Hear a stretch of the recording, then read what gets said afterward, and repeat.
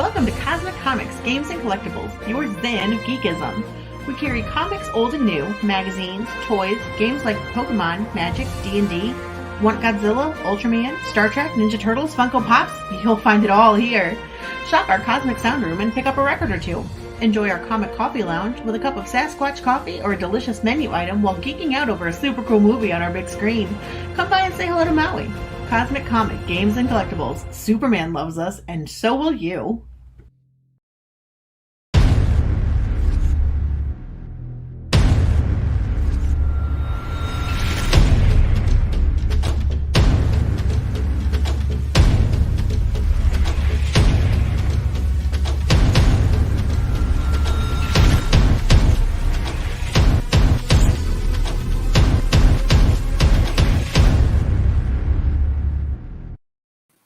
And good evening, everybody. I am RJ Carter, Senior Managing Editor here at criticalblast.com, and we're going to dive back into that world of crowdfunded comics.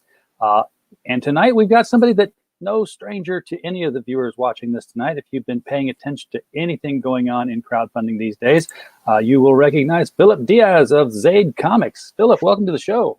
Thanks for having me, man. Appreciate it. Finally, we got to set this up. It's been a while. Okay, so now I get that Zaid Comics says, oh, you guys took your names and turned it backwards and turned it into something. Now, are you guys brothers or cousins? Brothers, yeah. Okay, cool. That's very cool to be able to, because you know each other so well at that level. For sure. So, yeah, that helps with everything we do. I mean, we've known each other forever, so we could... we probably know each other more than anybody knows us. So, either it's business or art or story aspects, we know what's going on with each other. Yeah. Now, when did you form the banner Zaid Comics? It was a while ago, man. Probably like 2012. Okay, that's way back. Yeah. So before we ever did crowdfunding, I'll actually grab.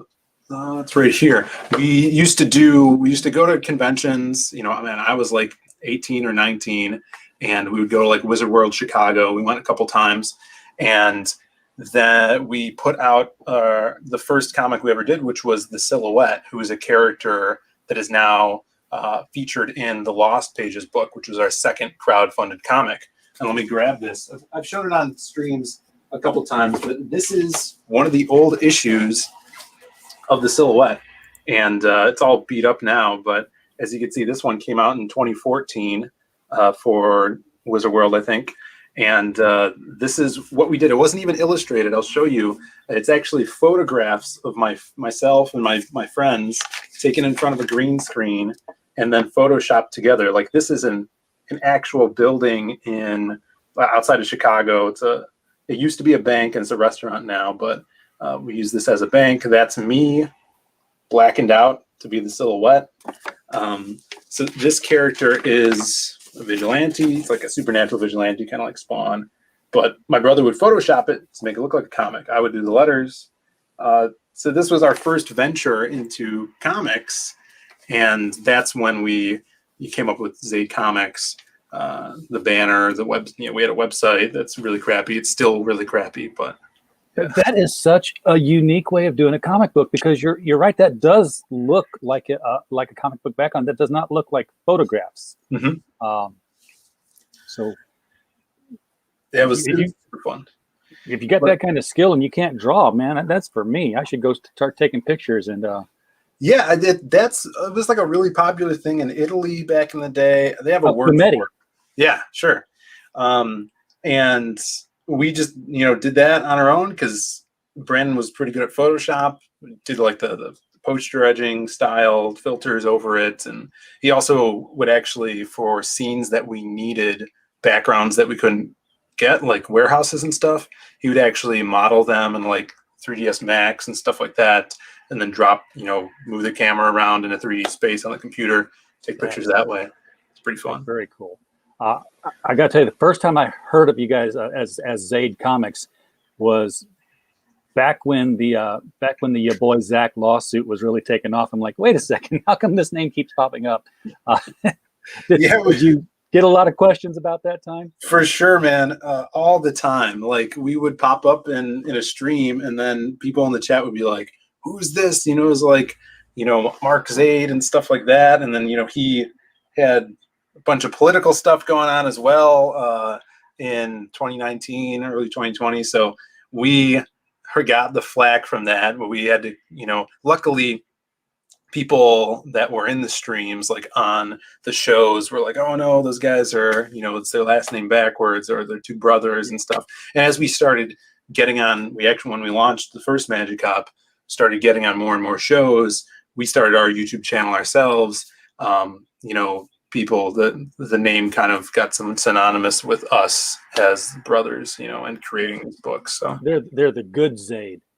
Yeah, exactly. And now Mark is, taking breaks between watching his Disney tween videos and saying, damn them, they took my notoriety. Yeah. And it's also some people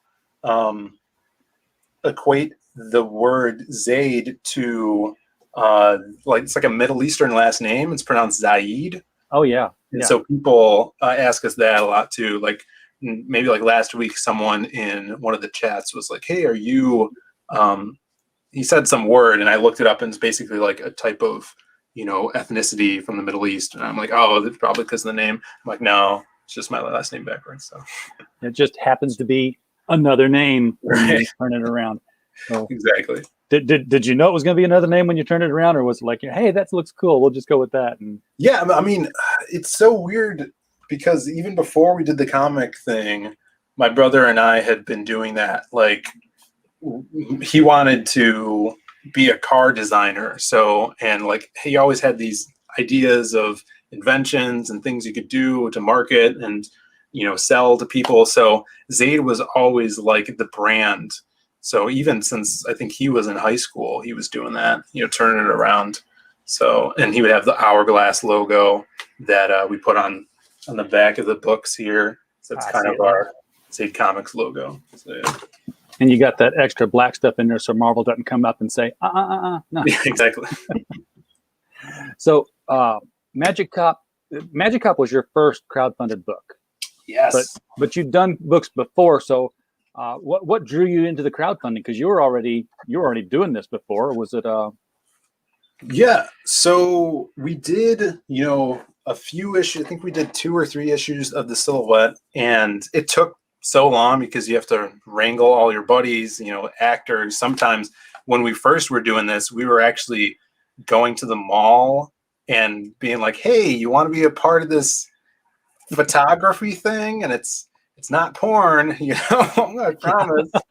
And so we had we had, I think, one person who we didn't know, and they signed a contract for the likenesses and stuff, so we can use their likeness. And then the rest of everybody was friends of ours, so it's hard to schedule them coming out to we had a studio at where we work, and then later on we were just shooting the pictures in our garage in front of a green screen. So the issues took so long to make, and then you get lazy, and, I'm going to college at the time. And so we kind of took a hiatus from doing that for a long time. But since then, while I was in college, I had still been writing about the Silhouette and a bunch more characters that came out of that universe, which later turned into the Lost Pages. But when we got into crowdfunding, my brother and I were working at this arcade. It's called the Galloping Ghost Arcade. It's in Brookfield, which is outside Chicago. It's the largest arcade. And we still work there. And I just came from there. And so the whole Magic Cop idea came from an idea my brother had for the title. And he's like, oh, Magic Cop would be a cool title for a side-scrolling beat-em-up, like Bad Dudes or Ninja Turtles, stuff like that, Streets of Rage. And so I came up with a bunch of characters, a bunch of bosses that they would fight, a bunch of backdrops, turned into this 80s Miami Vice mixed with magic. And we never went into production on that. And so I'm like, oh, I think think this would be an awesome comic. And then if we ever do the video game before, we'll have all this story and hopefully a fan base at that time. And during that, I had been following some comic artists that I dug, and had been seeing hashtag Comicsgate and CG, and I saw, even before that, saw Brutus the Badass on Indiegogo and Cyberfrog, and I love frogs. Like, frogs are my favorite character when I was a kid. So I'm like, this looks awesome, but I had never backed anything before. So I'm like, I don't know how that works. So I didn't back it. And then I was following an artist that was actually in a debate with Ethan online, and had for months been seeing hashtag CG. And I'm like, what is this? And so I watched that video, and I'm like, oh, this seems cool. And crowdfunding is booming, and there's a whole fan base out there, and really got into it and just dove headfirst into it. And we're like, told my brother, I think we could crowdfund this thing. You know, it's just you and I. You're doing the art, I'm doing the writing. We don't have to pay another artist besides a colorist. And I think we could, make something happen here and actually pursue getting into comics again. And it worked out. People dug it. And the cool thing is, from the first campaign, after the 60 days, we only made $4,000. And then while we were in demand, we made almost $10,000 more after that. So through shipping out the books and stuff, and through word of mouth, and that allowed us to make more comics. That's very cool. So you got like about 15,000 on your first book. I'm looking at the screen here for your second one. You've already surpassed that by another 10,000. Yes. So I'm guessing this is outselling what you were doing with the silhouette back in the convention days. Yeah, of course. I mean, maybe we sold 50 copies of the silhouette, and it's going to be a collector's item. If it's out there, there's a silhouette issue 0, and then a 1 and 2, I think, that are out there.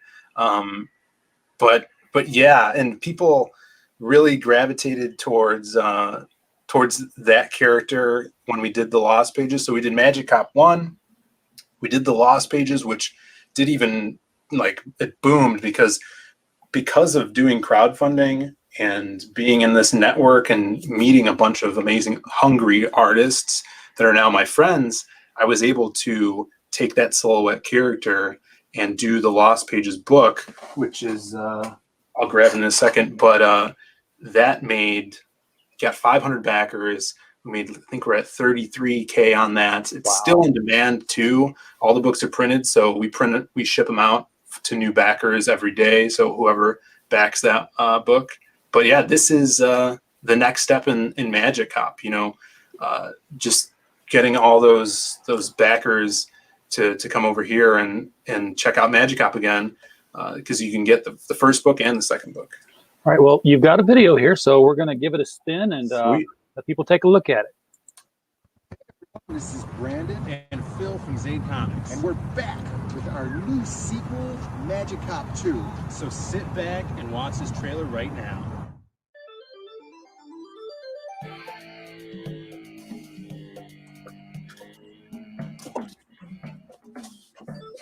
Magic Cop is everything you love about Halloween, smashed with everything you love about the 1980s. And in Magic Cop 2, all of our favorite detectives are back. Grey Wolf, the old-timer, Helly, the sexy witch, O'Hara, the half-leprechaun, half-giant, and Iggy, the Magic Cop.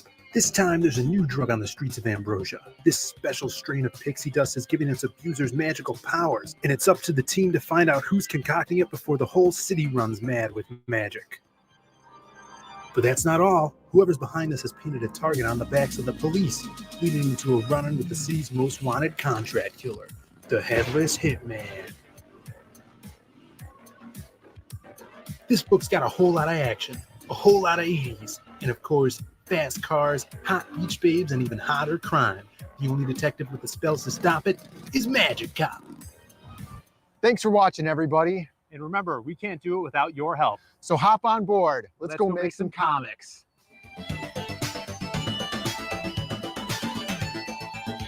Now with more Magic Cup.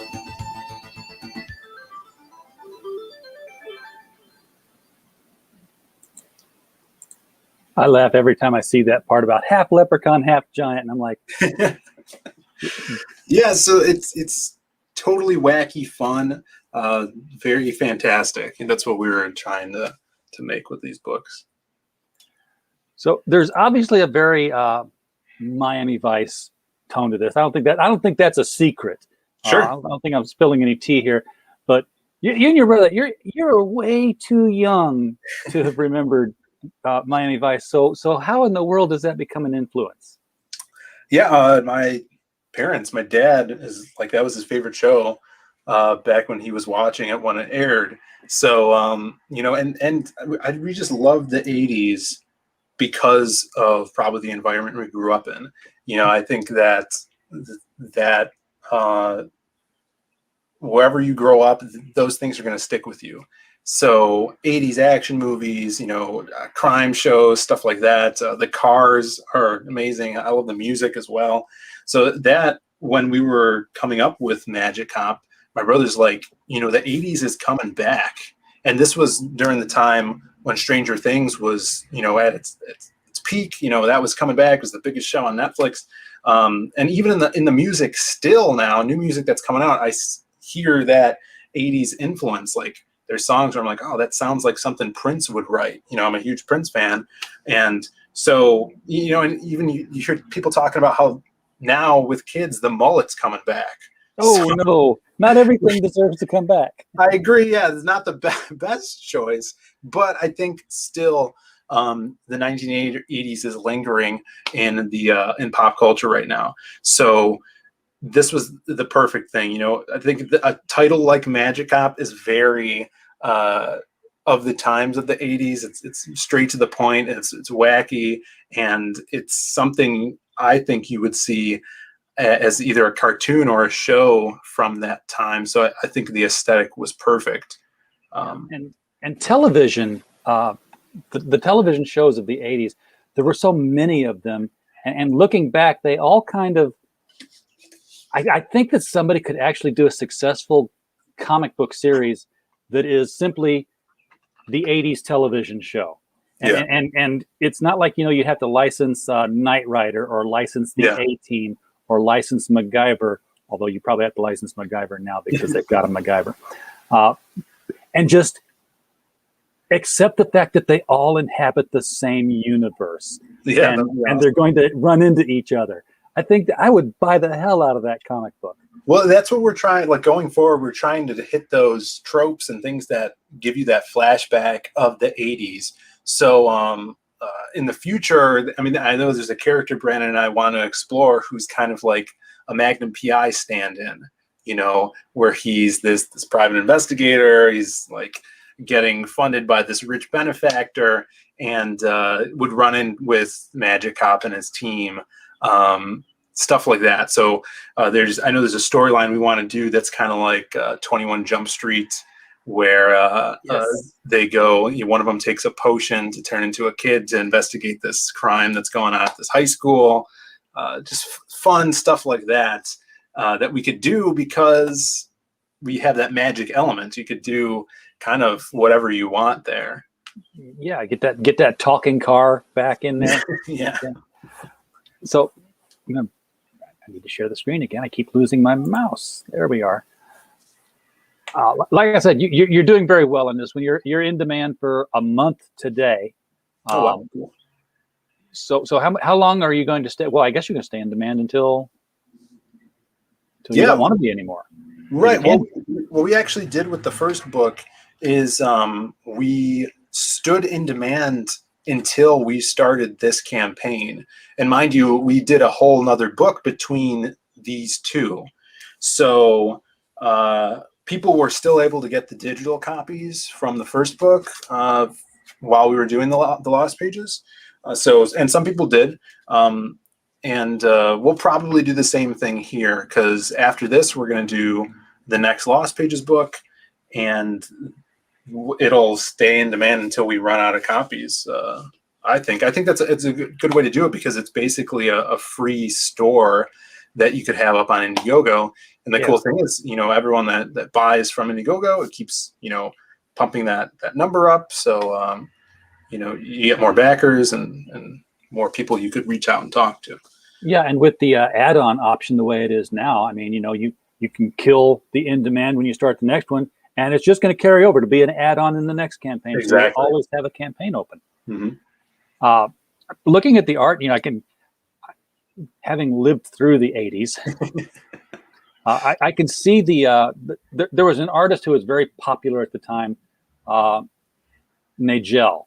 And if you had a cool living room, you had a Nagel print hanging up. And I can see some of that influence here on the line work of your characters, for sure, particularly Magic Cop and I can't remember her name, the witch. Hell yeah, no, for sure. Pablo Romero, he's the cover artist. He's kind of the guy that pushed us over the edge to actually do this comic, because if you see here, here's the main, or this is the first book. We had a storyline and stuff, and I saw Pablo's art, and Pablo does amazing that Nagel style art, and I commissioned him to do this piece. And when we saw it, we're like, dude, we have to make this comic now, because this is it's so Magic Cop, it's so 80s, it's so good. And we had to get him back for the cover for the second book as well. Okay, so I can see that you've got your Don Johnson kind of character here. Mm-hmm. He's got the salmon shirt on because men don't wear pink. That's right. And he's got a magic wand. Is there a backstory to Magic Cop? I mean, the secret origin of Magic Cop, and has that been revealed yet? Yeah, sure. So in the first book, you actually see his first case. He is a novice when you open the Magic Cop 1.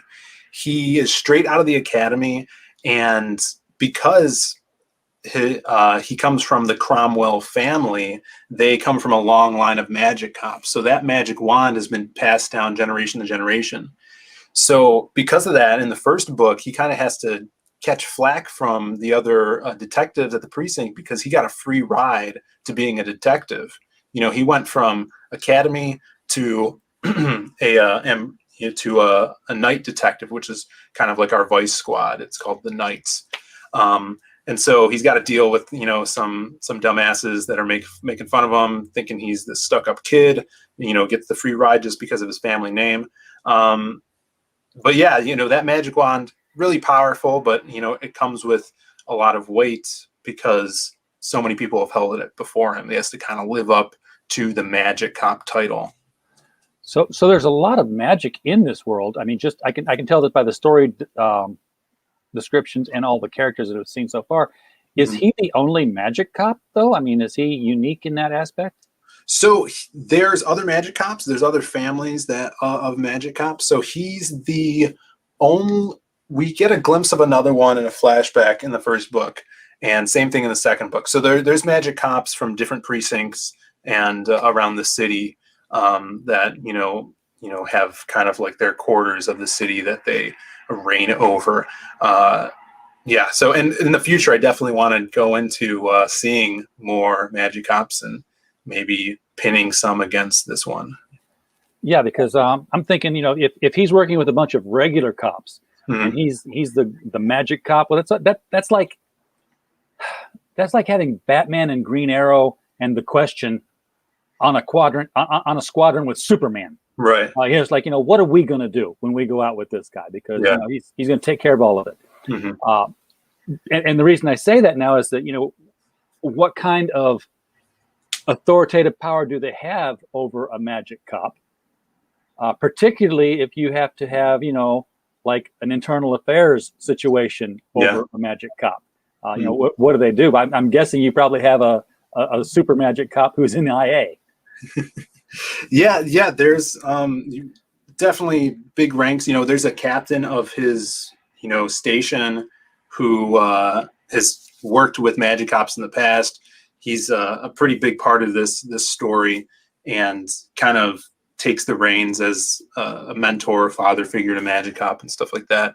So there's definitely character progression, and I try to give all these characters an individual dialogue and abilities for sure. Because Helly, she's a witch. She uses magic as well, but she doesn't have the luxury of having a magic wand where she could just whip it out. She has to, concoct some things in her little cauldron that she pulls out to actually be powerful and do some cool stuff with her magic. And she's police as well. Yeah, she's part of their team. She's part of the night squad, and she actually goes undercover as a prostitute, just like the tropey style of the '80s crime shows. Oh yeah, like Dee Dee McCall and Hunter. She was always walking the sidewalks. Mm-hmm. And then, of course, you got the rest of the night squad here is Grey Wolf, who's he's the old timer veteran. That he's kind of down on his luck in the first book, and Magic Cop helps him get out of this slump. And then the giant leprechaun O'Hara, he's awesome. He's kind of like the gentle giant. He's the comedy relief. He has some magic too, because he could shoot like rainbows out of his hat, which is pretty funny.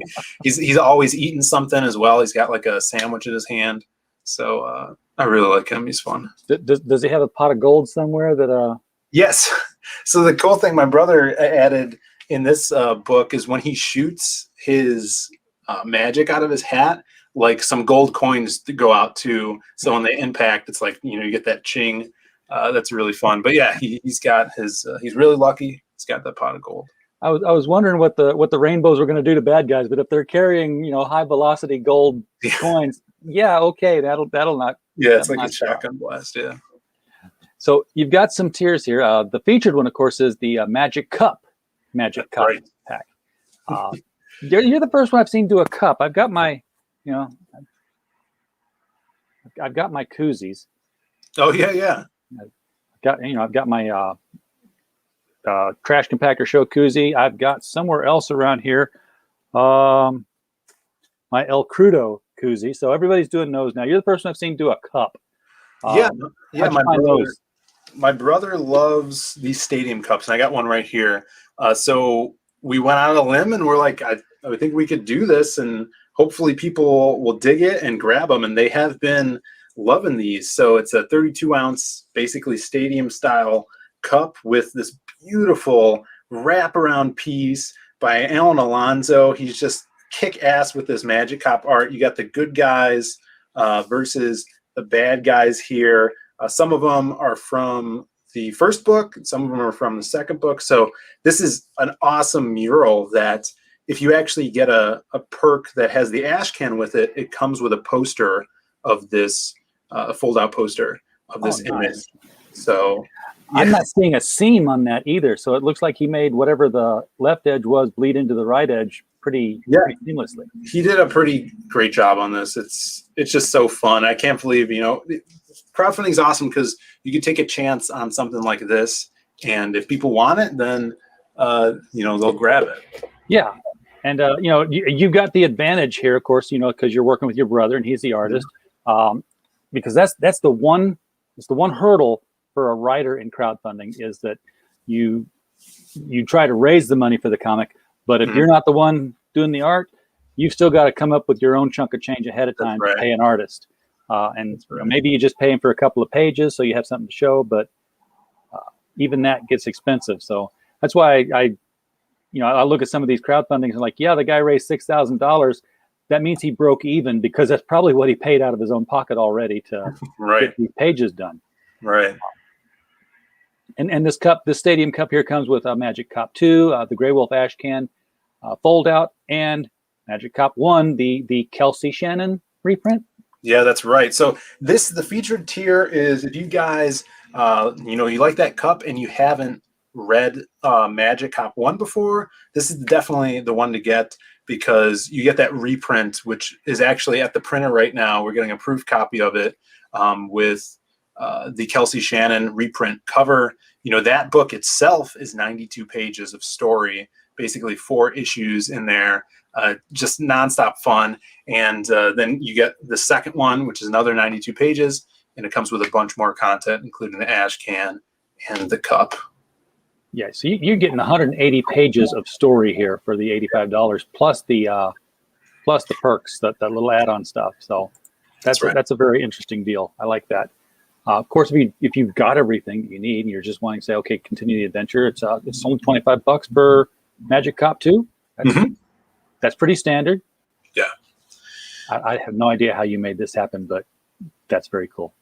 Oh yeah, the GIF. Oh, that was so fun. Yeah, it's very, very not flashy because we just spun it around on like a Lazy Susan and videotaped it in front of a green screen. So it's eye-catching. That does it.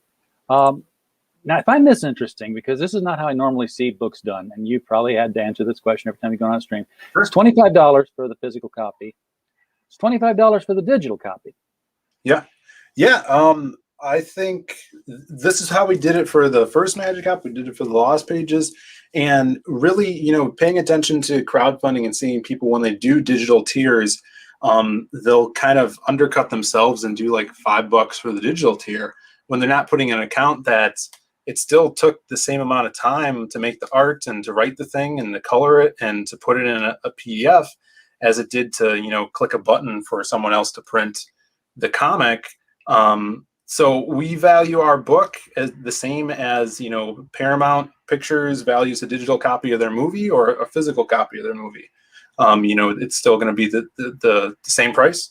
So we find that people that are out of the country that, don't want to bite the bullet on shipping, still want it, they'll still back this. We usually sell around 13 digital copies throughout the life of our campaign. So yeah, it's still cheaper. You get it at the same price digital without shipping if you're overseas. Because trust me, that's the one thing we're on top of here, Philip, is the overseas shipping. I don't know if you've seen our streams, but that's what we do now. We ship from outside the U.S. into the U.S. for crowdfunders, and that's why you can get the company men for $10 shipping out of Australia instead of $25. Because we're doing it.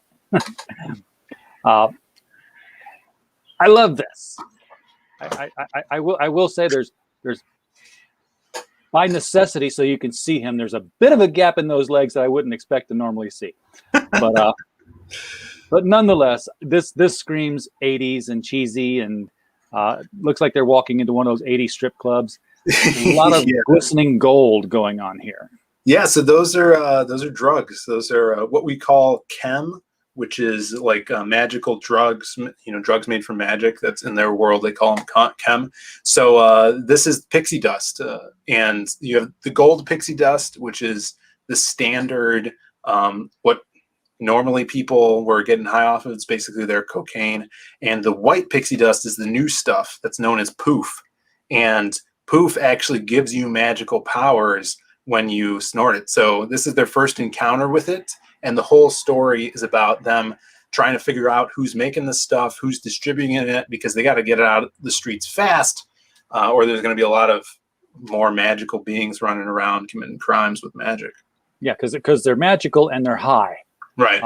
So if you can imagine Scarface with the ability to zap you by pointing his finger while he's sitting there snorting cocaine, that would be dangerous. Is this a permanent thing, or is it like a short term and then fatal kind of thing? How's this work? Yeah, that's a good question. So as you find out in the story, it's very easy for humans and people that aren't used to dealing with magic to overdose on this type of pixie dust because it's too much magic running through their body and kind of burns them out. So that's another threat to the city that junkies aren't aware or probably don't care about. So they need to get this stuff out of there. Yeah, and that's something I didn't really talk about. But magic is known to be real in the world here. It's not like the cops know about it and they're like, yeah, we've got a magic cop who goes and deals with stuff that's on the hush hush kind of thing. It's an open. The news reports could say, and we had a wizard going into a battle with the witch downtown today, and tied up traffic. Yeah, there's werewolves are commonplace. There's trolls and orcs and pumpkin head guys, and it's the normal in this world.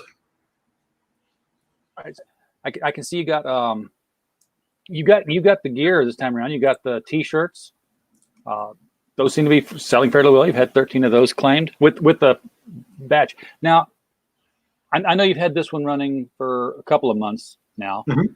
And since that time, Indiegogo has sort of gone into the add-on capability. Do you think that for Magic Cop 3, instead of having all these batches put together, you're going to, because I've seen people do this now, it's like, and they put fewer tiers out there and then everything else is add-on. I can see to where the next, generation of Indiegogo is going to be, here's the book. Everything else is after you buy the book. Yeah, that's interesting. Like we've been doing the add-ons since the first book we did. I think it's a great way to let your backers pick and choose.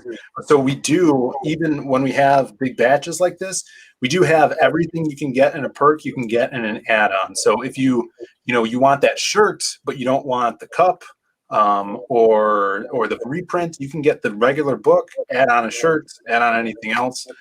We just do this so if it sparks someone's interest, they could just grab it without adding anything else on. It's we kind of took a look at the Graveyard Shift campaigns and kind of modeled our perks around that. So that's why we did the shirt.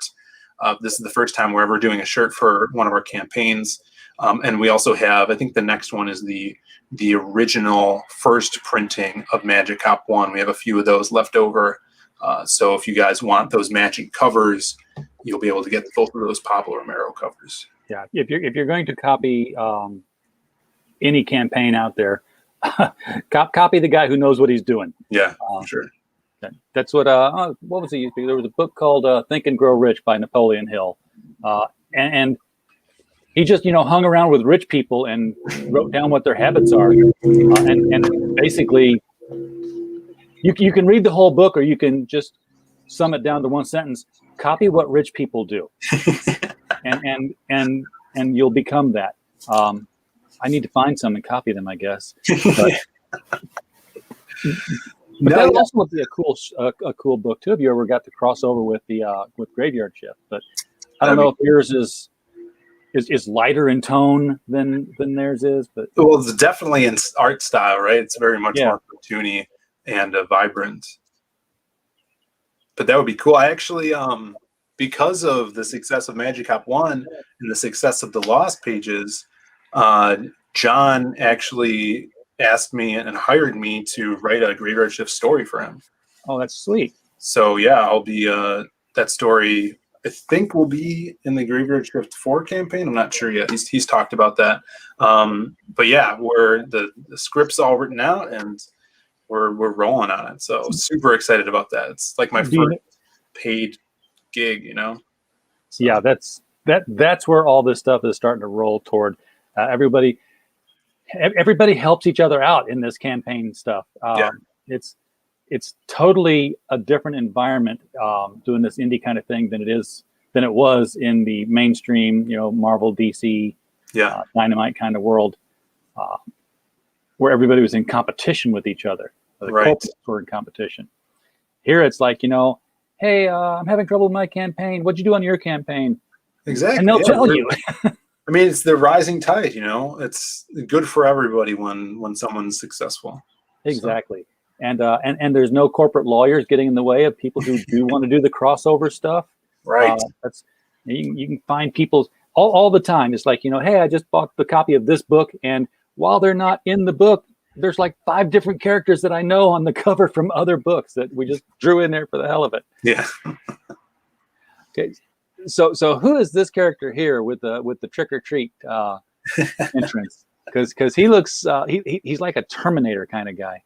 Yeah. So his name's Arsenic Jones, and he's the big bad of this story. He's a new drug lord in the city. He's kind of popped out of nowhere, and he kind of takes the fight to the police because he sees that they're sniffing around his pixie dust. He's the one that's distributing this stuff, and he's not happy about it because he doesn't want any heat on him. He just wants to make his money.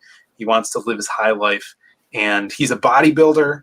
He is kind of addicted to magic because he's ran through all the plethora of drugs. He's built up such a tolerance to it. So now his drug is magic, and he uses magic as steroids. So he's kind of like a Magic Bane. Okay. It's pretty awesome. Yeah, he is just pumped. I'm like, is he carrying backpacks on his shoulder here, or is he like He's literally? got some weird shoulder pads going on. well, the '80s was a time for trying new things in fashion. You for probably sure. could have put cargo pockets on shoulders, and people said, "Yeah, that's awesome. Put my cigarettes right here." And I could probably do that now.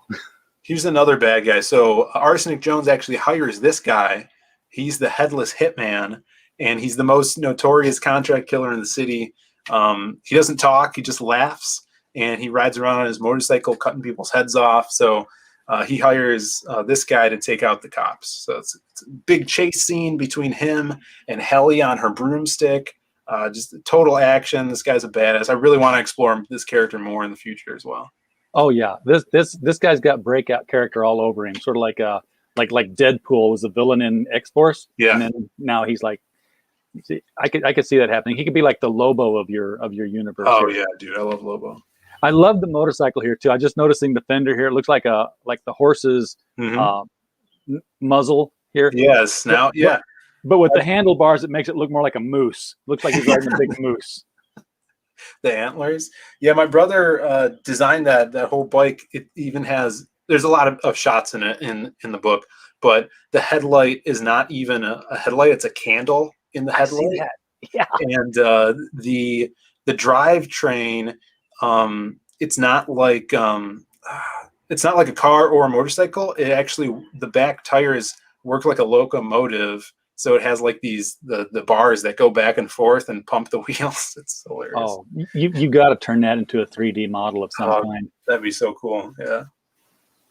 That would be yeah, with the character on it, because that's one thing that people are doing 3D prints of their characters. I haven't seen anybody yet do a working like a Hot Wheels or an Aurora kit of the vehicles for That'd those. be crazy. Yeah, for those campaigns that have vehicles in them. Mm-hmm. That would be very cool. Now here we got some Grey Wolf story here. So he's got a sort of a ninja origin going on with him. Yeah. So 80s, everybody loves ninjas and samurai and stuff like that, right? Oh, so this is going to be part of the Ash Can, which is probably going to be around 30 pages. It has a bunch of back material in it. It's going to have fan art in it, as well as this now 14-page short story drawn by Alan Alonso, who we worked with on the Lost Pages as well. He did a story with us, and Alan's just killing it. So this is Grey Wolf. It's a flashback. He's telling Magikarp a story about his past, when he went above the law to seek revenge on this crime lord. So it's totally Japanese inspired. He puts his shotgun down, picks up the katana, and fights his way up a pagoda to get to this mean criminal. It's going to be awesome. It's so excited I think there's like 4 pages left he has to do. He's doing everything, even the colors. I can't wait to start lettering this one because it's going to be nonstop action. Now for a werewolf, he looks like he's wolf 24/7. He's not like the full moon kind of. Yeah, so he works different. I call him a wolf man, but technically it's explained in the first one where he's a lichen, where he doesn't change during a moon. He changed kind of like an attitude and mental state. So the reason he is in this kind of perpetual wolf form is something happened to him in his past. He lost a family member, and now he's just wolfed out. That's why he was bummed out on his job. He didn't really take it seriously, and now this is who he is. And you kind of get a little bit of resolution in this story in it, and definitely in Magikarp 2. People loved the cover to the Ash Can, which is on the left there, so much. We actually made it into, instead of posters, we're doing these scrolls. I don't know if you saw these. I did not, but let me give you the big screen here. Yeah, so they're handmade.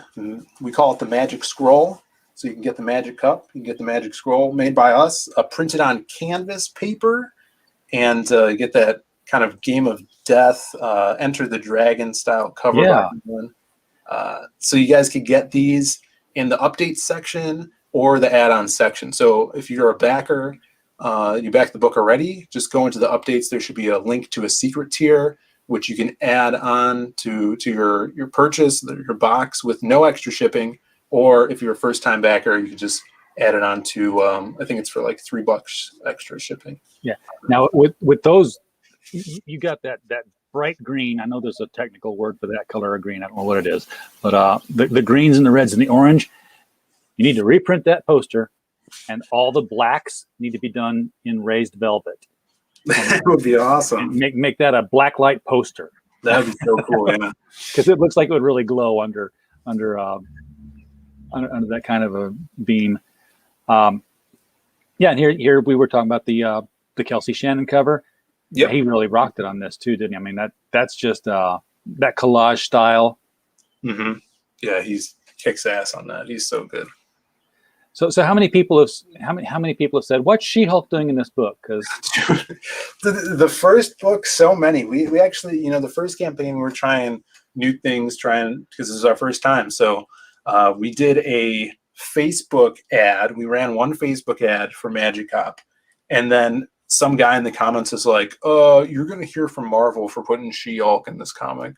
So yeah, I mean, she's not ripped like She-Hulk. She doesn't lift like She-Hulk, but she does have the long black hair and the green body, and well, you know what you do? You just go get a screenshot of current She-Hulk and put her. Oh yeah. And say, no way does this look the same. That's true. Yeah, that's not She-Hulk. Oh, yeah. You're thinking John Byrne days, my friend. We've advanced. Yeah. We've grown up, as heavy metal would say. Yes. Yes. So this is the poster that was for the cup, and you got stretch. I'm assuming you've unlocked all your stretch goals by now. I mean, my God, you've gone so far.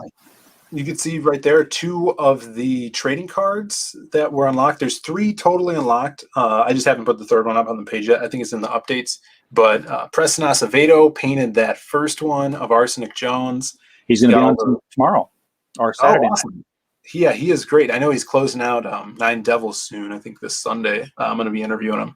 But he did that beautiful painting, and someone actually bought the original recently, which pushed us over 25,000. So shout out to that guy.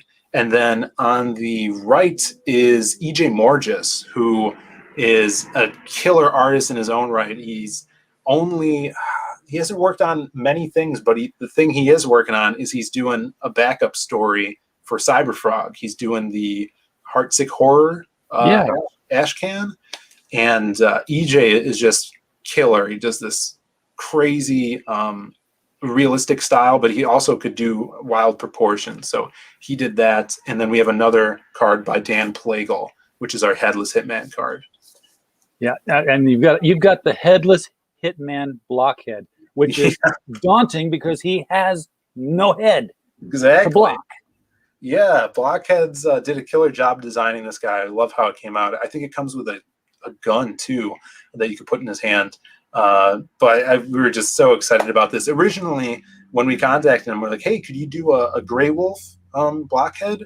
And then we were doing the campaign. He's like, "Yeah," and we were doing the campaign. A couple months went by. I'm like, "Hey, did you finish that guy yet?" And he's like, "Oh, I totally forgot." And I'm like, "All right, scrap that. Try to do the Headless Hitman," and he knocked it out of the park. Yeah, they absolutely did. That's the high collar. The high collar helped. Otherwise, I don't know how they pulled it off. Yeah. Then, of course, all the add-ons are down here. Is this still current as far as information goes? Yeah, I keep forgetting to update that. So as of right now, my brother has 15 pages of art left to do. I'm want to say halfway through the letters right now, and about same with the colors. I think half of the book is colored, so we're much more farther on, because that was when we started. I just literally never updated that. I should do that tonight. But so we are on track. We're planning on shipping in July, starting to ship in July. That's yeah, and then right after that, we're going to go into the next Lost Pages book. So we're going to, hit the ground running. I already have some pages in for that book. I'm currently finishing writing that one. So everything is going smoothly, trying to get as many, stories out there to the readers as possible, because we love doing this stuff. It's so fun. Now you mentioned the Lost Pages earlier, and that was the book you did previously to this, and it contains the silhouette, your character from before crowdfunding. But what is the Lost Pages? Because when I first see it, I'm like, okay, well, they're reprinting the comic book they did before Magic Cop, before crowdfunding came along. It's literally lost pages that now they're reprinting. But now I'm feeling that you're writing the next one, so there's more to that story than what I misunderstood. Oh yeah, for sure. I mean, when we did the silhouette, I was just out of high school. I am, I think, a much better writer than I was back then. So it's the character and the stories and the world is totally different in this thing than it is with this thing. It's new stories, but with that same silhouette character and more. So over the years, like I said, the world expanded. We came up with more characters than just the silhouette. And these characters will come together and team up and fight each other and stuff like that. So basically, in a quick synopsis, the Lost Pages is like our superhero universe. It's going to be basically our hero imprint that will then dive into each of these characters. It's kind of formatted, you could kind of say like an anthology, but I would say more like Sin City, where Sin City is like vignettes of different people in this one world, right? So that's what I'm hitting on in this thing. It's got a beautiful Simon Bisley cover. Wait, who? Simon Bisley. No way.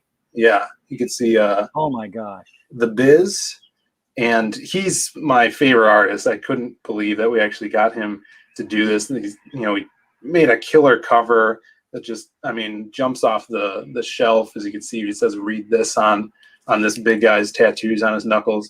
And another cool thing about this is I was able to work with so many different artists. Each story in here is threaded together by kind of like this overarching tale of this homeless guy. Oh, framework. Yeah, it's told. These stories are told by a hobo, and each of the story has a different artist in it. So here's what the silhouette looks like now. Oh, let me get that up here. So the silhouette is he's all black, or is that just a black suit? Yes, he's a shadow man, basically.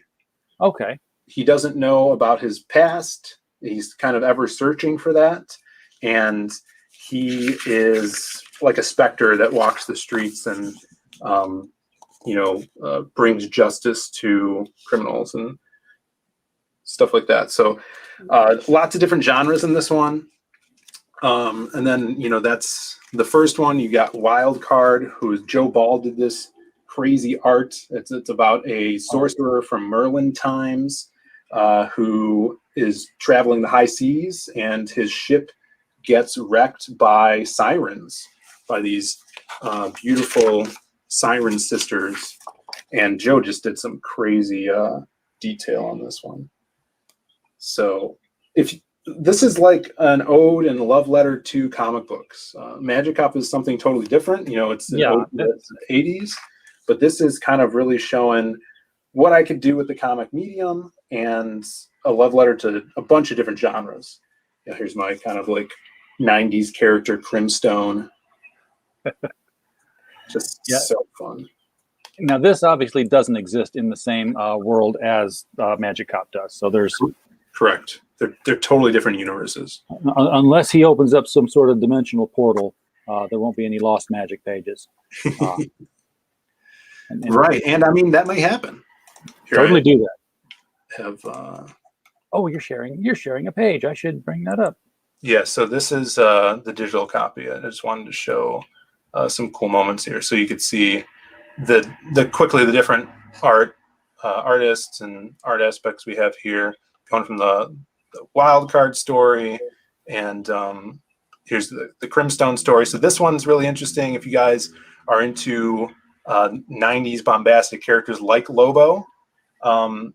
Crimstone is kind of that character, but with a mental twist. It's about this young lady who has an imaginary friend when she's a child, loses him because she grows up, right? But goes through some traumatic, event that brings him back into her life. But now he's this ripped, monstrous badass that has been fighting all of her inner demons through the last 15 years, you know? That's got a very underground R. Crumb kind of look to it. Yeah, that's what everybody says. Yeah. Maria Lopez is a great artist. She's a good friend of mine I've known for years, and we were able to collab on this one together. Yeah, This is that's some sweet stuff. one of the favorites, fan favorite from this book. And Crimstone will be in the next book, have a cameo in the next book, but the next one's going to focus on the silhouette. And it'll have some cameos from others. So going forward, this one was like that vignette style. Going forward, we're going to do these books that dive deeper into these characters. And then eventually we're going to do like a big event, right? They're going to team up, you know, save the world type of thing. You've got a very unique set of super characters that they don't seem derivative of, you know, oh, well, this is obviously a Marvel analog for so-and-so, and this is just DC's character without a cape, that kind of stuff. You know, these are, you know, I can't say that any of them are like anything else out there. Thank you, man. That's something I really try to do. We want to kind of hit on those nodes that give you a feeling of something that's familiar and something that you loved from back in the day, but something that's fresh and new with a new twist, you know. Yeah. Bombastic, badass, but you know, it has that twist of something that I think is kind of unique in a design way and a style way as well. Now, have you done any stories in this series yet where, you know, more than one super character have met each other, or are they still sort of doing the solo vignette kind of deals? Not yet. So yeah, I really wanted to flesh them out before I threw them in together. But soon we'll be doing stuff like that. You know, it's you know, building an IP. Really, I want to take time with it to let the readers know who these characters are. So when things like that do happen, it has more weight. You know, I think that's taking the long game is the best way to do things when you're creating something you want to be remembered. Yeah, absolutely. So when do you expect that you're going to launch the next Lost Pages here? So the next Lost Pages is being worked on right now by some artists. Us here at Zaid Comics, we're focusing on getting Magic Op 2 out. But once that gets out and ships around July, hopefully I would love to, as soon as the end of August, launch the Lost Pages 2. The mailing list is currently up right now.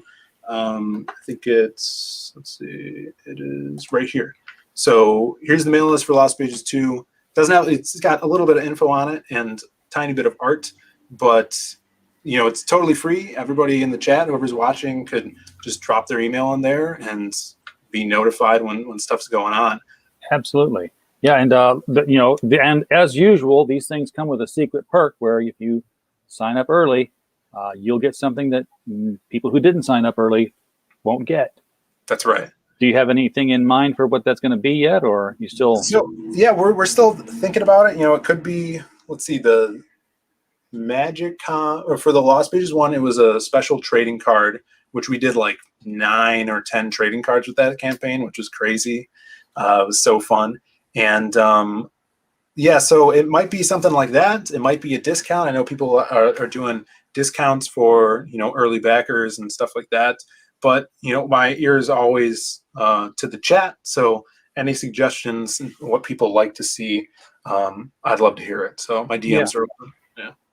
Yeah, I talked about 3D prints earlier. The silhouette looks like he's a character that would really make a great 3D printed, not really action figure, because, you know, he wouldn't be articulated. But all you need is black. A figure, yeah. Just paint the. I mean, you know, the jacket and the gun. And did he have a hat? No, he doesn't have a hat. Okay, just paint white on the eyes, and you're done. That would be awesome. Yeah, you're right. You look cool. Is he sort of a? You said he's more like the Spectre, going around dealing, you know, magic justice on people. So I'm guessing that's sort of his power set. Is that whatever he needs to do at the time is something he can do? Well, no. So he's like I like to say he's kind of like the cross between the Punisher and Spawn.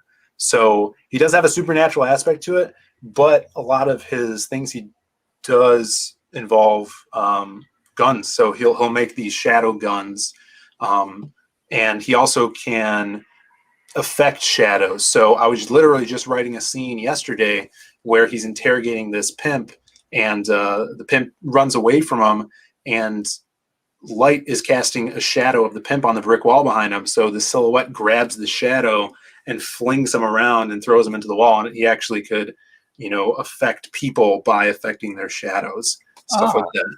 That's very cool. Now, of course, he doesn't look like he has a secret identity because he's a shadow man. So kind of hard for him to hide, or he melts into the shadows. Exactly. Yeah. Well, he around the city, and we'll get into it, and especially in the second one because it's about him. He's kind of this urban legend. People think he's a ghost. They think kind of like he's a cryptid because he's seen around these incidents that happen, these big crime sprees. And so maybe he's like the Mothman, who's this harbinger of doom, like warning people about crime and stuff. And I mean, Chicago is the perfect backdrop for this because you got crime all everywhere. So we're kind of really delving into that setting too. There's a scene where he's going to be brooding on the top of the skyscraper. You see the Sears Tower in the background, So just having a lot of fun. Showing your age there, still calling it the Sears Tower. Yeah. It's the only name. I know. I don't know who this Willis guy is who thinks he's going to... That's my tower. I'm like, what you talking about, Willis? Yeah, so if you guys dig the Lost Pages, the campaign's still open. It's in demand. We're shipping next day. So if you guys haven't read it yet, you want something to read next week, you'll get it by then. If you're in the US, then we'll ship it out the next day. We have the Lost Pages main book, but we also have the bonus book, which we were able to kind of build with the stretch goals. So every stretch goal we hit, we unlocked a new story, and this expands the universe. It has even more characters in it. So kind of went overboard with it, but we wanted the most content for these two books, and this one has that piece is a wraparound cover that Joe Ball did for us. So kind of awesome. You're overflowing with characters, man, and that's going to make a very rich universe. Well, yeah, that's the thing, right? We had all these characters that spanned out from the Silhouette story, and I'm like, okay, I could do a book on the Silhouette, and then do a book on Wildcard, and then do a book on like that. But it's going to take years to let our readers know about these characters. So kind of devised the way of doing that, kind of like Tetris these characters in one story. So we were able to introduce 5 of them at once. Yeah, the Marvel Cinema method. Yeah. So I'm having a blast doing it, man, and I'm glad everybody that is backing us is along for the ride. You're singing our song there, and with that, we are right over our hour mark. So, Philip, I want to thank you for coming on the show and bringing Magic Cop and the Lost Pages to us, folks. If you want to get in on Magic Cop 2, the link to the Indiegogo is right down there under the big black square that we're in. I will go back and edit it so that there is also a link to the in-demand version of the Lost Pages. Thank you. So that you can get in on both of those if you want.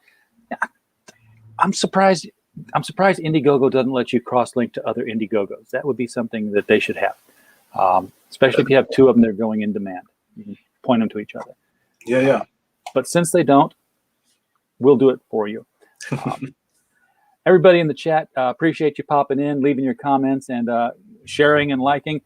Definitely hit the like button and the share button. Not for me. I don't get off on that kind of thing. I'm glad to be monetized. That's great. But share it for the people who we have on as guests, because the whole point is to get their comics out to more people and in front of more eyeballs. So, if you're sharing it, you're helping them, not me. Keep that in mind. And as always,